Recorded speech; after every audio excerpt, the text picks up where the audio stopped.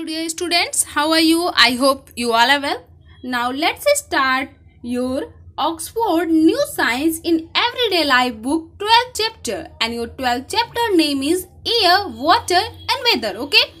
And its Hindi meaning is air यानी कि हवा, वायु, water यानी जल, पानी जो हम लोग पीते हैं, ओके?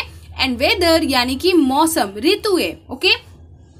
और ये सभी की सभी चीजें जो भी यहाँ पे आपके इस चैप्टर के नाम में जो भी वर्ड्स दिए गए हैं ये नेचुरल चीजें हैं यानी प्राकृतिक है। और ये जो वेदर होता है, ये मौसम, ये नेचुरल फिनोमिना होता है, ओके? नेचुरल चेंजेस यानी कि प्राकृतिक बदलाव, गर्मी, ठंडी, टेम्परेचर बढ़ जाना, घट जाना, बारिश होना, धूप होना, ये सभी के सभी जो है वेदर में यानी मौसम में आते हैं, ओके? तो हम लोग इस चैप्टर में इन्हीं तीनों टॉपिक्स के बारे में बिल्कुल अच्छे से जानेंगे, okay? You will learn about sun's role, है ना? सन की क्या रोल है हमारे लाइफ में, क्या क्या सन हमारे लिए करता है, उसके बारे में आप लोग जानेंगे इस चैप्टर में, ओके? मोर अबाउट एयर यानी कि और अधिक जानेंगे एयर के बारे में, क्योंकि इससे प्रीवियस क्लासेज में यानी क्लास 3 में आप लोगों ने थोड़ा बहुत तो एयर के बारे में आपके साइंस की बुक में दिया होगा और आई होप आप लोगों ने पढ़ा भी होगा। और नेक्स्ट उसके बाद आप जानेंगे मोर अबाउट वाटर, वाटर का भी वही हाल है, वाटर भी आप लोग क्लास 3 में पढ़ चुके हैं। इसमें जानेंगे आप लोग थोड़ा और अधिक एयर और वाटर के बारे में, ओके?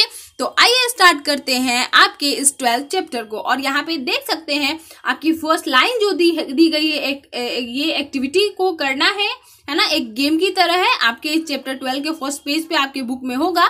तो आप लोग पेंसिल उठा लीजिए और इसको पहले जो है करिए। और करना क्या है आप लोगों को, तो यहाँ पे देख लीजिए, find a dozen words related to weather hidden in the word search below, okay? यहाँ पे एक टेबल बड़ा सा दिया गया है, इसमें कुछ हिडन वेदर से रिलेटेड जो है वर्ड्स दिए गए हैं, वेदर भी होगा, ओके? तो ये दिए गए हैं क्योंकि यहाँ पे आप नीचे भी देख सकते हो एक एक चीजें यहाँ पे दी गई है, ये सभी वर्ड्स इसमें छिपे हुए हैं और आपको सर्च करके उसे इनसर्कल करना है, ओके? उसको जो है आप लोग घेर सकते हैं। तो आप देख सकते हैं आपको फर्स्ट लाइन में यहाँ पे वेदर दिखाई दे रहा है, ओके?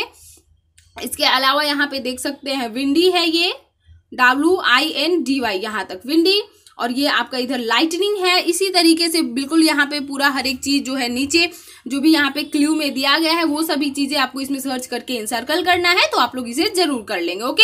नेक्स्ट उसके बाद से यहाँ पे देख लीजिए वेदर, वेदर का डेफिनेशन दिया गया है। क्या है वेदर? तो weather is a condition of the air at a particular time based on how hot और कोल्ड, ड्राई और rainy and calm a windy a place as, okay? यहाँ पे कह रहे हैं कि वेदर जो है मौसम, ऋतुएं, वो परिस्थिति है यहाँ पे, एयर की वो परिस्थिति है एक पर्टिकुलर समय के लिए, है ना? यहाँ पे एक पर्टिकुलर समय के लिए, और ये इस पे आधारित होता है कि कितनी गर्मी है, कितनी ठंडी है, या फिर कितना जो है मौसम ड्राई है, या फिर रेनी है, या फिर शांत है, या फिर हवा तूफान वाला है। तो ये सभी चीजें जो है वेदर को डिफाइन करती हैं, यानी कि ये सभी चीजें ही हम लोग देख के कहते हैं आज बहुत ठंडी है, आज बहुत गर्मी है, आज बारिश का मौसम है, आज चिपचिपाहट वाली गर्मी है, ओके?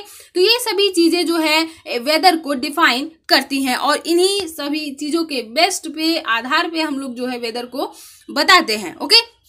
नेक्स्ट उसके बाद से आप देख सकते हैं आपके अगले पैरा में दिया गया है, the heat of the sun causes winds to blow and also causes changes in the state of water, okay? जो भी सन से जो गर्मी निकलती है वो जो है हवा को बहने में मदद करती है, यानी विंड जो ब्लो होता है वो सन की हीट की वजह से ही होता है। इसके अलावा जो भी वाटर की स्टेट्स अवस्था है अर्थ पे, जो भी पॉन्ड में, हर जगह जो भी पानी मौजूद है उसकी अवस्था को यानी उस वाटर को ये वाटर वेपर में कन्वर्ट करने का भी काम जो है सन से जो ऊर्जा, सन से जो गर्मी मिलती है वो करती है, वाटर को किस में कन्वर्ट कर देती है? वाटर वेपर में, ओके? या फिर मान लीजिए आपने आइस जो है फ्रीज किया हुआ है, एक बर्फ जो है आपने बनाया है, उसको भी अगर आप लोग जो है सन की हीट अगर उसे मिलती है तो वो भी क्या हो जाएगा? वाटर में कन्वर्ट हो जाएगा। और उसको और सन की हीट दी जाए तो फिर वो वाटर वेपर में कन्वर्ट हो जाएगा। इस तरीके से जो भी सन की हीट है उससे जो है वाटर का स्टेट चेंज होता है, ओके? नेक्स्ट उसके बाद यहाँ पे कह रहे हैं changes in the condition of air and water around an area cause change in weather, okay? यहाँ पे जो भी एयर की जो परिस्थिति होती है उसमें जो बदलाव होता है, या फिर वाटर की परिस्थिति, एयर के परिस्थिति में जो भी चेंजेस आते हैं, इससे जो है वेदर यानी जो भी हमारे मौसम है उनमें भी चेंजेस यानी कि बदलाव। हम लोग बात करेंगे आपके इस चैप्टर के सेकेंड पेज के बारे में। तो आप देख सकते हैं आपके सेकेंड पेज का जो फर्स्ट टॉपिक है वो है सन्स रोल, यानी कि सूरज की क्या भूमिका है, सूरज हमारे लिए क्या करता है। तो यहाँ पे आप देख सकते हैं कह रहा है कि the sun plays a major role in causing change in weather conditions. यहाँ पे कह रहा है कि जो सूर्य होता है वो एक बहुत ही बड़ी भूमिका निभाता है वेदर के जो भी परिस्थितियां हैं उसको चेंज करने में। जो भी सन है वो बहुत ही बड़ा एक रोल प्ले करता है, यानी हम कह सकते हैं जो भी वेदर में चेंजेस होती हैं वो सन के यानी सूरज के कारण होती हैं। ओके, तो यहाँ पे देख लीजिए किस तरीके से होता है, कैसे वेदर जो है चेंज होता है सन्स के कारण। तो यहाँ पे देख लीजिए कह रहा है कि The Earth move around the sun in its orbit। यहाँ पे आप फिगर में भी देख सकते हो जो भी सूर्य होता है, सूर्य के चारों तरफ एक फिक्स्ड ऑर्बिट में आपकी अर्थ जो है परिक्रमा बिल्कुल इस तरीके से रिवॉल्यूशन करती है। ओके, इस तरीके से जो है रिवॉल्यूशन करती है। ओके, और ये जो मूवमेंट होता है, ये जो परिक्रमा होती है, जो भी अर्थ आपके सन के चारों तरफ इस तरीके से एक फिक्स्ड ऑर्बिट में घूमती है, इसे हम लोग कहते हैं रिवॉल्यूशन। ओके, यहाँ पे देख सकते हैं कह रहा है this movement is called revolution, है ना। ये मूवमेंट क्या कहलाता है, रिवॉल्यूशन कहलाता है। ओके, परिक्रमा कहलाती है। The earth is also tilted on its axis at an angle. Okay, और यहाँ पे कह रहा है कि जो अर्थ है वो कुछ एंगल पे क्या है, टिल्ट हुआ है, झुका हुआ है। आप लोग ग्लोब देखेंगे, जो ग्लोब होता है उसमें भी आप लोग को इस तरीके से, तो ये अर्थ जो है कुछ एंगल पे इस तरीके से टिल्ट हुआ होता है। आप देख सकते हैं अर्थ की एक्सिस जो है इस तरीके से थोड़ी सी टेढ़ी सी है ना, यानी कि कुछ एंगल पे ये टिल्टेड होता है। नॉर्मल ये आपका है और ये टिल्ट है, इसके एंगल में ये जो कुछ एंगल होता है यानी कुछ एंगल से ये टिल्ट होता है। Okay, therefore the side of the earth facing the sun has longer and hotter days and thus has summer। Okay, और यहाँ पे कह रहा है कि इस तरीके से अर्थ की वो साइड है ना, अर्थ का वो साइड जो सन की तरफ होता है उस पे बहुत ज्यादा गर्मी होती है और उस पे जो है लंबे दिन होते हैं। ओके, यानी गर्मियों में आप लोगों ने देखा होगा कि जो भी दिन बड़ा होता है और ठंडी में दिन छोटा होता है। Okay, where as the part of the earth facing away from the sun has cooler and shorter days and thus has winter. Okay, और यहाँ पे कह रहा है कि जो भी अर्थ के एक तरह से जो भी सन से दूर होता है, यानी आप देख सकते हैं अर्थ का ये वाला जो पार्ट है, इधर जो है दिन होगा और दिन बहुत ही लंबा होगा, और इधर जो है वो क्या होगा, यहाँ पे ठंडी होगी। ओके, और यहाँ पे जो है दिन छोटा होता है। Okay, more details on how season changes are given in chapter 3। Okay, यहाँ पे कह रहा है कि और बिल्कुल डिटेल में आप जानेंगे कि कैसे जो है ऋतुएं बदलती हैं, वो चैप्टर 13 यानी जो भी आपके आने वाले जो चैप्टर है उसमें आप लोग जानेंगे। ओके, बिल्कुल अच्छे तरीके से कैसे जो है सीजन जो है बदलते हैं। नेक्स्ट उसके बाद यहाँ पे कह रहा है कि the earth also spin on its own axis. Okay, यहाँ पे कह रहा है कि जो है अर्थ है वो अपने एक्सिस पे भी रोटेट करता है, यानी बिल्कुल इस तरीके से ये जो आपका ये अर्थ का एक्सिस है इसके इर्द गिर्द जैसे ग्लोब आप घुमाओगे अपने हाथों से, बिल्कुल उस तरीके से अर्थ भी स्पिन करता है। ओके, उसको स्पिन कहेंगे हम लोग। और ये जो अर्थ यहाँ पे अर्थ के सन के चारों तरफ घूमती है, इसको हम लोग रिवॉल्यूशन कहते हैं। ओके, और ये कहलाता है दिस इज कॉल्ड रोटेशन। जो अपने एक्सिस पे स्पिन करता है, चारों तरफ घूमता है, ये कहलाती है रोटेशन। और ये जो आपके सन के चारों तरफ घूमती है ये कहलाती है revolution. Okay, revolution causes changes in seasons. Okay, और रिवॉल्यूशन की वजह से जो है ऋतुओं में बदलाव आता है, यानी ठंडी गर्मी आती है, ठंडी गर्मी, बरसात, बसंत ऋतु, सभी ऋतुएं जो है वो रिवॉल्यूशन के कारण होती हैं। Okay, where as rotation causes day and night. Okay, और जबकि रोटेशन की वजह से क्या होता है, दिन और रात होता है। ओके, यानी जब ये रोटेट करेगा तो अर्थ का वो भाग जो इस सन के तरफ होगा वहां पे दिन होगी, और जिधर जो है ये अर्थ सन के तरफ नहीं होगा, जो अर्थ का जो फेस उस पे क्या होगी, रात होगी। तो रोटेशन की वजह से डे एंड नाइट होता है। ओके, नेक्स्ट उसके बाद से आपका अगला है the heat of the sun also causes wind to blow.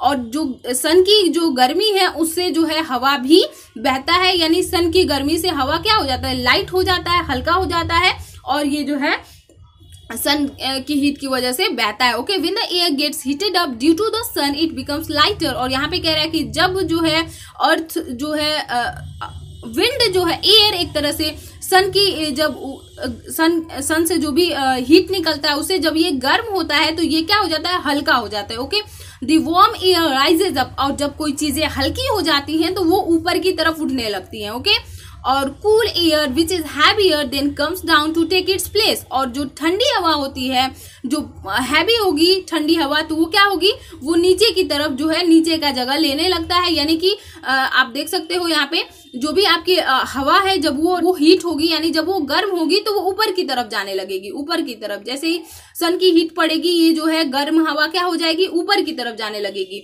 और जो हवा ठंडी है वो क्या होगी, वो हैवियर होगी तो वो नीचे रह जाएगी। ओके, हैवियर हवा जो है आपकी वो नीचे रह जाएगी और जो भी ठंडी हवा है वो ऊपर की तरफ उठने लगेगी। Okay, this movement of air causes winds, और ये जो मूवमेंट होता है विंड के कारण, यानी कि पूरे हम जानते हैं कि पूरा जो भी आपका अर्थ है वो ब्लैंकेट ऑफ एयर है, यानी एटमॉस्फेयर से घिरा हुआ है, बहुत ज्यादा मात्रा में एयर मौजूद है।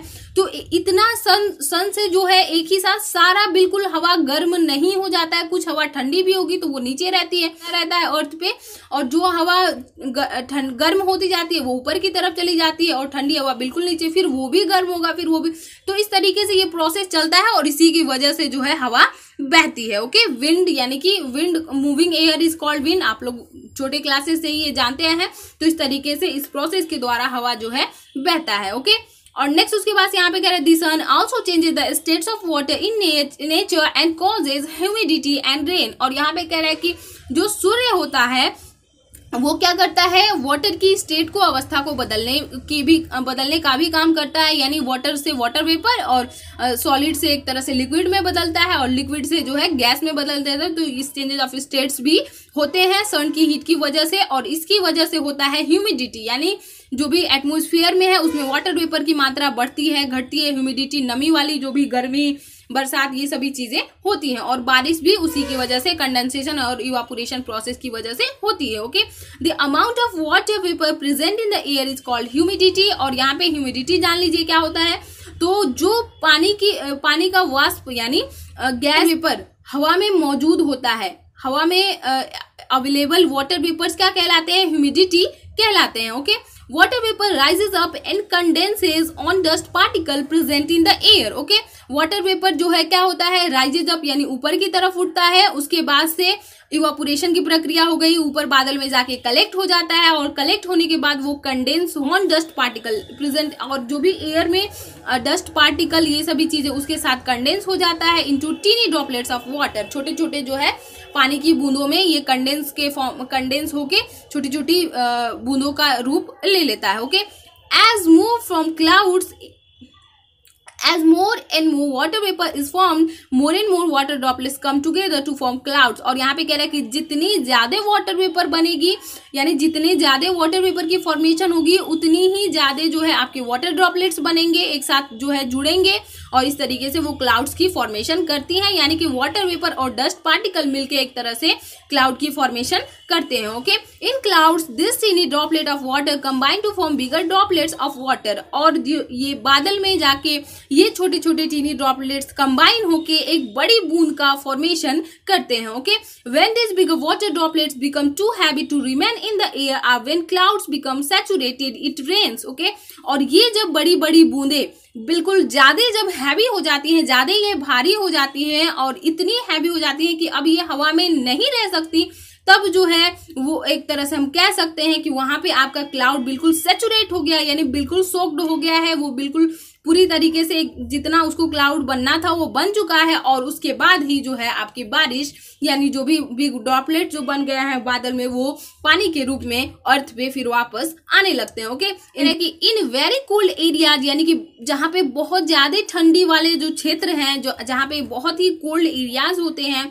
जहाँ की temperature falls below 0 degree Celsius, यानी आप कह सकते हैं कि वहां की टेम्परेचर -डिग्री में होती है, तो यहाँ पे जो भी वाटर ड्रॉपलेट्स हैं वो बर्फ के रूप में, यानी वहां पे बर्फबारी होती है, स्नो के रूप में वो अर्थ पे गिरते हैं। ओके, नेक्स्ट उसके बाद से आप देख रहे होंगे लेट्स रिमेंबर है। अगर आप लोगों ने जो भी मैंने एक एक वर्ड्स जो समझाए हैं वो अच्छे से अगर आप लोगों ने समझा होगा तो ये बिल्कुल अच्छे से कर लेंगे। तो आइए मैं ये भी बता देती हूँ आप लोगों को, पेंसिल से आप लोग इसको टिक करते चलिए। Okay, the amount of water vapour present in the air is called humidity. Okay, यानी वाटर वेपर जो एयर में मौजूद होता है उसे हम लोग क्या कहते हैं, ह्यूमिडिटी यानी नमी कहते हैं। सेकेंड है आपका day and night are caused by the, day and night किसी वजह से होता है तो अर्थ की रोटेशन की वजह से डे एंड नाइट होता है। ओके, और सीजन जो चेंज होती है वो किसकी वजह से होता है, तो रिवोल्यूशन की वजह से। थर्ड है आपका the side of the earth facing the sun has, जो अर्थ की जो साइड सन की तरफ होगा तो वहां पे क्या होगा, तो गर्मी होगी। ओके, फोर्थ है आपका the condition of the air at a temperature at a particular time and place is known as, यानी कि एयर की वो अवस्था एक पर्टिकुलर समय के लिए पर्टिकुलर जगह के लिए वो क्या कहलाती है, वेदर कहलाती है। ओके, वेदर कहलाती है, ना कि वो सीजन कहलाती है। ओके, नेक्स्ट उसके बाद से हम लोग चलेंगे आप लोग आपके इस चैप्टर के थर्ड पेज की तरफ। और आप देख सकते हैं आपका जो थर्ड पेज है उसका जो फर्स्ट टॉपिक है वो है मोर अबाउट एयर, यानी कि हवा के बारे में और हम लोग जानेंगे। ओके, तो आई होप आप लोगों को बिल्कुल अच्छे से क्लियरली समझ में आता होगा। अगर आप लोगों को मेरे पढ़ाने का तरीका अच्छा लगता हो तो इस वीडियो को लाइक भी करते चलिए। ओके, इससे मुझे बहुत ज्यादा मोटिवेशन मिलती है। और हम लोग जानेंगे यहाँ पे एयर के बारे में और अधिक। तो देख लीजिए, कह रहे कि air is all around us, air हमारे चारों तरफ मौजूद है। Okay, it is a mixture of several gases, ये जो है अनेकों गैसेज का मिक्सचर होता है। Okay, air also contains water vapour and dust, air में जो है इसके अलावा वाटर वेपर यानी कि पानी के भाप और धूल भी मौजूद होते हैं। Okay, our earth is surrounded by a blanket of air called the atmosphere, जो भी हमारा अर्थ है वो एक एयर से यानी ब्लैंकेट ऑफ एयर से घिरा हुआ है, जिसे हम लोग एटमॉस्फेयर कहते हैं, यानी कि जिसमें डिफरेंट टाइप ऑफ गैसेज मौजूद है और बिल्कुल हमारा अर्थ उससे घिरा हुआ है और एटमॉस्फेयर हमारे अर्थ को प्रोटेक्ट करने का काम करता है। Okay, we can feel air when it blows, और हम लोग हवा को महसूस कब कर सकते हैं,